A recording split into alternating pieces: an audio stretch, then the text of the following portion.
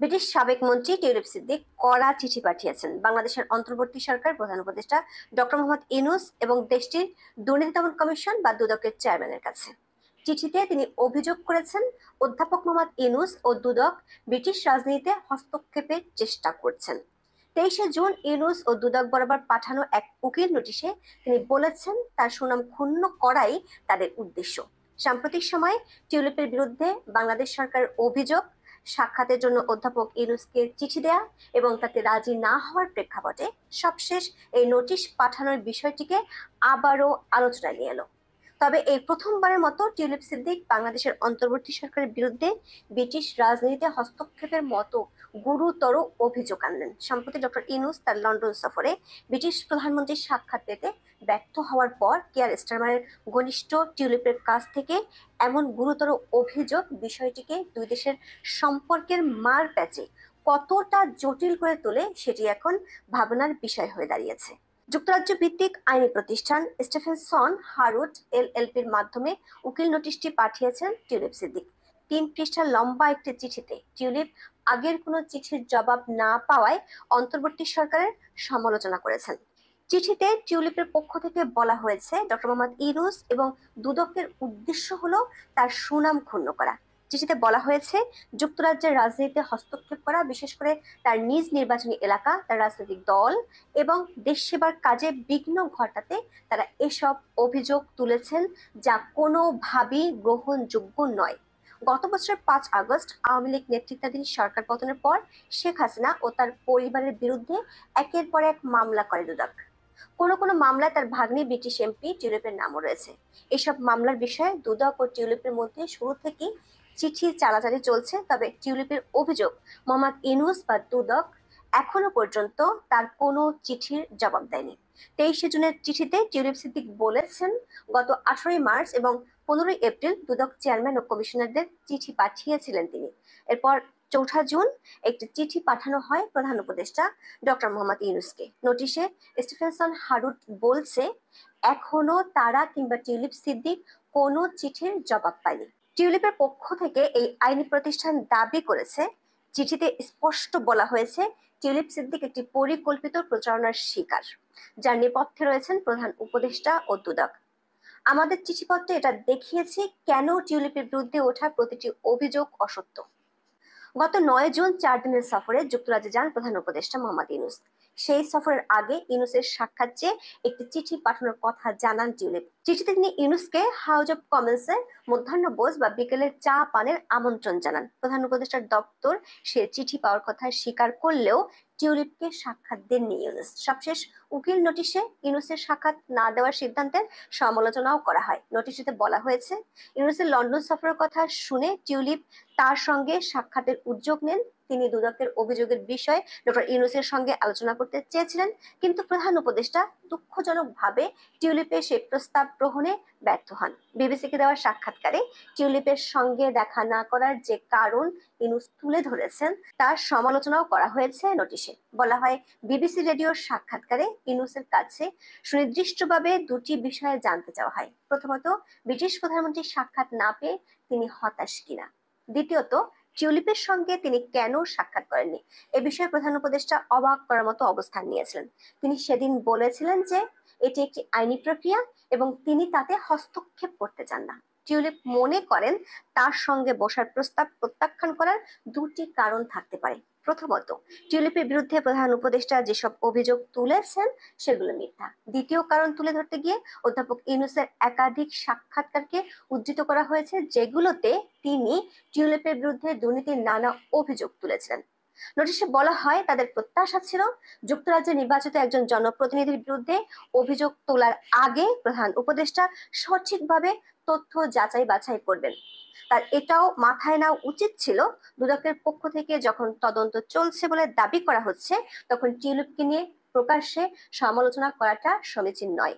Tulip বলছেন তার সঙ্গে বসে এসব মিথ্যা অভিযোগ নিয়ে খোলামেলা আলোচনার সুযোগ পেয়েছিলেন ইউনূস, কিন্তু তিনি সেই সুযোগ গ্রহণ না করে দুদকের আড়ালে থাকার সিদ্ধান্ত নিলেন, যা আমাদের কাছে টিউলিপের প্রস্তাব প্রত্যাখ্যানের দ্বিতীয় কারণ বলে মনে হয়েছে। দুদক চেয়ারম্যান বরাবর পাঠানো এই নোটিশের একটি অনুলিপি প্রধান উপদেষ্টাকেও পাঠানোর কথা বলা হয়েছে।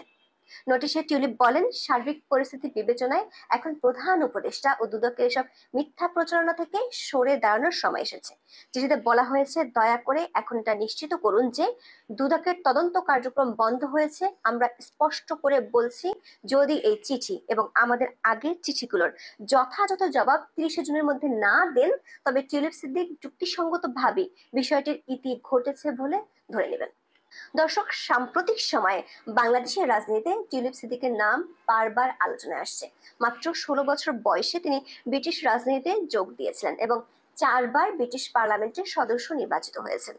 সবশেষ তিনি যুক্তরাজ্যের অর্থ মন্ত্রণালয়ের ইকোনমিক সেক্রেটারি বা সিটি মিনিস্টার হিসেবে দায়িত্ব পালন করেছেন।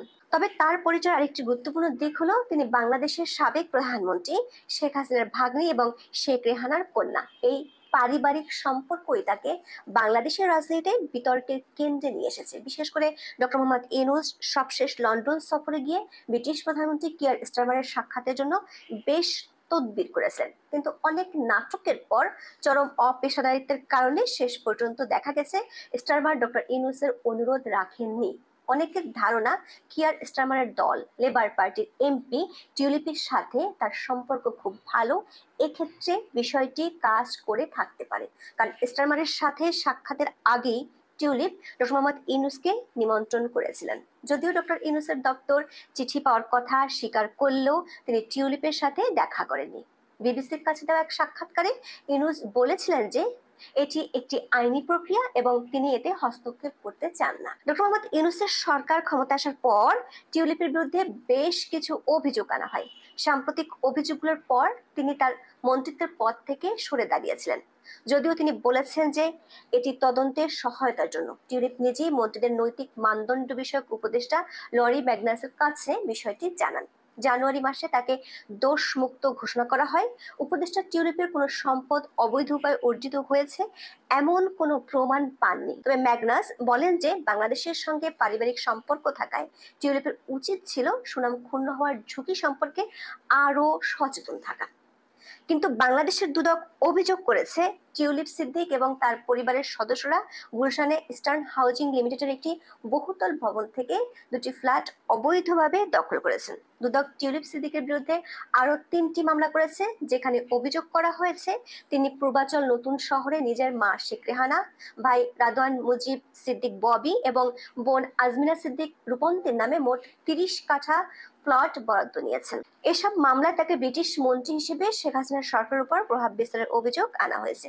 দুদক টিউলিপ সিদ্দিককে একাধিকবার জিজ্ঞাসাবাদের জন্য তলব করেছে। গত 8 মে একবার তলব করা হয়েছিল এবং 14 মে তাকে হাজির হতে বলা হয়েছিল, কিন্তু তিনি হাজির হননি। এরপর 15 জুন আবারও তাকে 22 জুন দুদকে হাজির হতে বলা হয়েছে। দুদক জানিয়েছে, যদি তিনি নির্ধারিত সময়ে উপস্থিত না হন তবে ধরে নেওয়া হবে যে তার কোনো বক্তব্য নেই।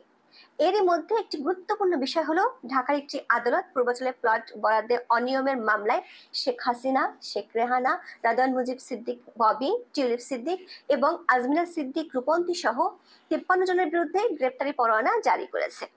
দুদক তার 13 বছরের আয়করের নথিও জব্দ করেছে বলে দাবি করেছে। এসব অভিযোগের প্রেক্ষিতে টিউলিপ এবং তার আইনজীবীরা বারবার বলেছেন, দুদক তাদের সাথে সরাসরি যোগাযোগ করেনি, বরং ঢাকার 5টি ভুল ঠিকানায় নোটিশ পাঠাচ্ছে। তিনি দাবি করেছেন, বাংলাদেশের কোনো কর্তৃপক্ষই তাকে এই অভিযোগ নিয়ে সরাসরি যোগাযোগ করেনি। টিউলিপ দাবি করেছেন, বাংলাদেশে তার কখনোই কোনো প্লট ছিল না এবং নিজের পরিবার বা অন্য কাউকে প্লট পাইয়ে দিতে তিনি কাউকে প্রভাবিত করেননি। তার বিরুদ্ধে ঢাকায় করা মামলার শুনানির বিষয়ে কিছুই জানেন না এবং কোনো গ্রেপ্তারি পরোয়ানা জারি হওয়ার বিষয়েও তিনি অবগত নন। বাংলাদেশের দুদকের আরও অভিযোগ, রূপপুর পারমাণবিক বিদ্যুৎ কেন্দ্র প্রকল্পে মধ্যস্থতার বিনিময়ে টিউলিপ সিদ্দিক রাশিয়ার কাছ থেকে ঘুষ নিয়েছেন। যদিও তিনি এই অভিযোগ অস্বীকার করে বলেছেন তিনি সেখানে সামাজিক কারণে একজন পর্যটক হিসেবে গিয়েছিলেন। দর্শক, টিউলিপ সিদ্দিক তার সবশেষ চিঠিতে একটি চূড়ান্ত সময়সীমা বেঁধে দিয়েছেন।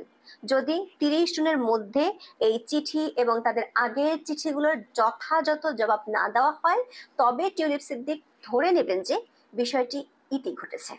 টিউলিপ সিদ্দিকের বিরুদ্ধে ওঠা এই অভিযোগগুলো শুধু বাংলাদেশের অভ্যন্তরীণ বিষয় নয়, এর আন্তর্জাতিক রাজনৈতিক প্রভাবও রয়েছে, বিশেষ করে যুক্তরাজ্য বাংলাদেশের সম্পর্কের ক্ষেত্রে।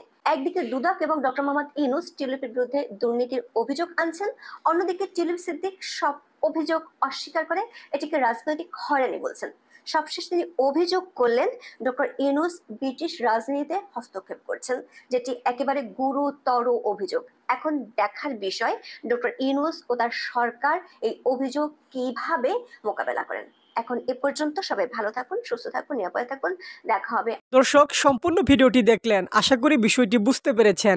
এ নিয়ে আপনার গুরুত্বপূর্ণ মন্তব্যটি অবশ্যই কমেন্ট বক্সে জানিয়ে দিবেন। ধন্যবাদ।